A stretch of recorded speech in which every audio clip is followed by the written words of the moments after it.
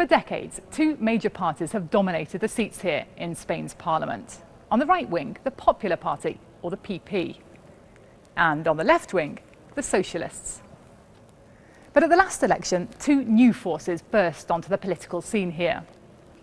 There was Ciudadanos on the centre-right and Podemos much further left, and between them they got more than 100 seats. Ever since then, all four parties have been struggling to form a coalition, and they failed. And so, for the first time in Spain's history, people here have been forced to go back to the ballot box. But Sunday's elections look unlikely to end the political fight here. In fact, the Popular Party is set to win again, but still not by a majority. Meanwhile, Podemos, the new kid on the block, have teamed up with Spain's old communists, and that new alliance looks set to leap into second place. Spain's political establishment are worried. The reason is that Podemos is very much an anti-establishment party. It's a party that emerged from a mass protest movement that had its heart right here in the centre of Madrid. Now, those protests were against the austerity measures forced on Spain by Brussels. It was the height of the economic crisis here, a time of mass unemployment, and the protesters began to demand a new kind of politics.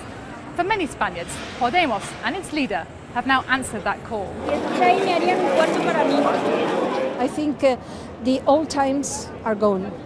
Nothing will be the same from now on.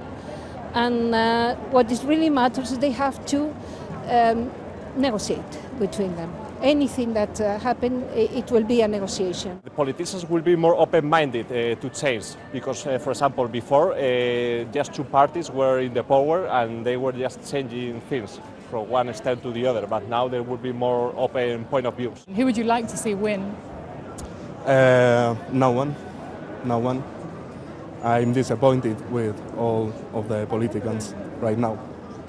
Nobody answers to your needs? No, I think nobody is the key for to fix this. Whatever happens on Sunday, it's clear that these elections have already transformed Spain's political landscape. But the pressure is now on to resolve this crisis, to prevent Spaniards being forced back to the polls yet again in 6 months' time.